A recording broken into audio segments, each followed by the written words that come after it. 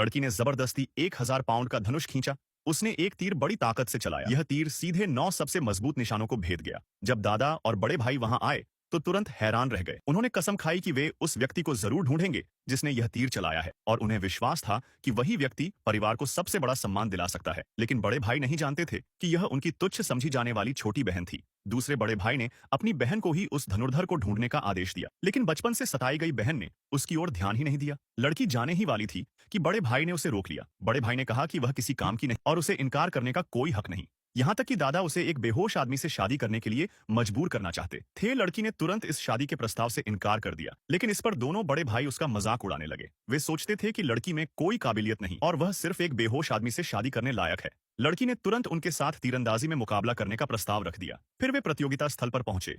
पहले द्वार में तीर से निशाना भेदना और उसके पीछे रखी मोमबत्ती बुझाना था। बड़े भाई ने लड़की को टूटा हुआ धनुष दे दिया और खुद अच्छा धनुष लिया। फिर उसने पहला तीर चलाया, आसानी से निशाना भेद दिया और मोमबत्ती बुझा दी। सबने तालियां बजाईं। बड़े भाई ने घमंड से छोटी बहन को सीधे हार मानने को कहा। उसने धनुष उठाया और अचानक पास रखे पत्थर की ओर तीर चलाया। तीर पत्थर से टकराकर मुड़ा और सीधा निशाने पर लगा। मोमबत्ती भी बुझ गई। यह देखकर दादा ने उसकी बहुत तारीफ की। तभी लड़की ने धनुष खींचा और तीर के पंखों को मुंह से दबाया। सबको लगा कि वह बस दिखावा कर रही है, पर किसी ने नहीं देखा कि वह हवा की गति परख रही है। किसी को यह भी उम्मीद नहीं थी कि लड़की का तीर निशाने को पार करके सीधे मोमबत्ती बुझा देगा। यहाँ तक कि मजाक उड़ाने वाला नौकर भी डर गया। लेकिन दादा ने तुरंत घोषणा कर दी कि जीत बड़े भाई की हुई, सिर्फ इसलिए कि लड़की का तीर सीधे निशाने पर नहीं लगा। लड़की के पास कोई चारा नहीं था, उसे प्रतियोगिता जारी रखनी पड़ी।